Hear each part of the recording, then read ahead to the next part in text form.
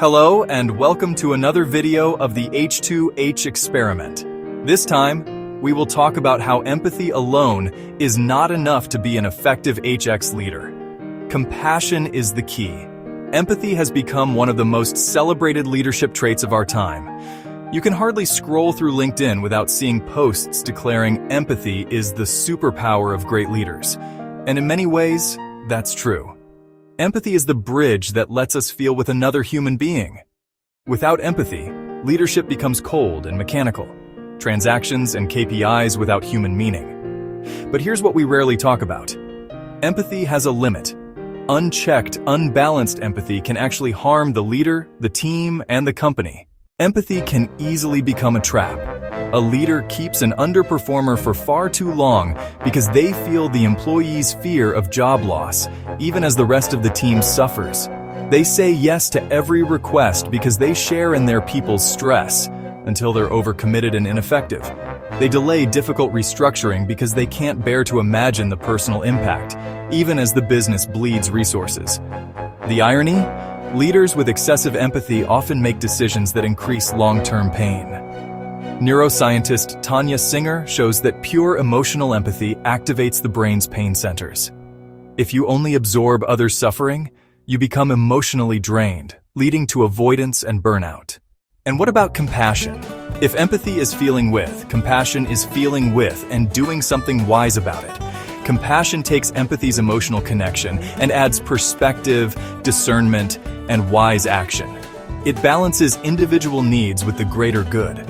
Where empathy says, I feel your pain, compassion says, I acknowledge your pain and I will act wisely. This allows leaders to make hard decisions without dehumanizing the process, to hold boundaries while showing care, supporting individuals without sacrificing the team. So what does it look like when a leader is moved by empathy instead of compassion? Empathy without boundaries creates decision paralysis, unequal treatment based on whose emotions affect you most, burnout from absorbing everyone's stress, and ultimately, loss of respect when tough decisions are avoided. Consider Satya Nadella at Microsoft. He brought deeply human leadership, but he also made hard calls to pivot focus and restructure teams. His approach combined understanding human impact with doing what was necessary for long-term health. At this stage, you might be wondering, how do I develop my compassion? Here are 5 steps to help you on your journey. First, practice cognitive empathy. Understand perspectives without absorbing emotions. Second, build emotional regulation through mindfulness and breathwork. Third, expand perspective. Consider the impact on all stakeholders. Fourth, communicate with honesty and care, direct but humane. Fifth, clarify intentions. Am I acting for both people and purpose? Compassionate leaders use a mental checklist for tough choices. Acknowledge the human reality. Name the emotional impact. Assess broader context. Will this serve the larger mission? Act decisively to prevent prolonged uncertainty. Offer dignity and support, preserving humanity even in difficult outcomes. As we approach the end of this video, I present to you this week's H2H experiment. Notice moments of empathy and shift them to compassionate action. Spot the trigger. Pause for perspective. Ask, what's the wisest action? Choose compassionate action. Setting boundaries, honest conversations, tough decisions with care.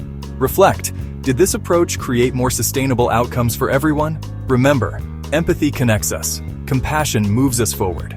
If you enjoyed this video, like, share, and subscribe to our channel. Check our articles on LinkedIn and the European Customer Experience Organization, plus our podcast on Spotify. Thanks for watching. See you next time. Ciao for now.